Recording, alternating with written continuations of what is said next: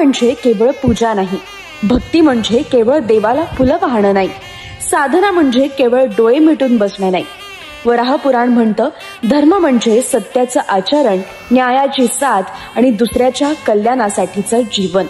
भक्ती म्हणजे मन, वाणी आणि कृती या तिन्हीतून परमेश्वराशी नातं जोडणं. आणि साधना म्हणजे स्वतःच्या दोषांवर विजय मिळवण्यासाठी प्रत्येक दिवसाचा प्रयत्न. वराह पुराण आपल्याला सांगतं, धर्म, भक्ती आणि साधना ही तिन्ही मूलद्रव्य जर मनात असतील तर कोणताही मनुष्य युग परिवर्तन करू शकतो. वराह पुराण म्हणजे केवळ देवाची कथा नाही, ती आहे आत्मोन्नतीची दिशा.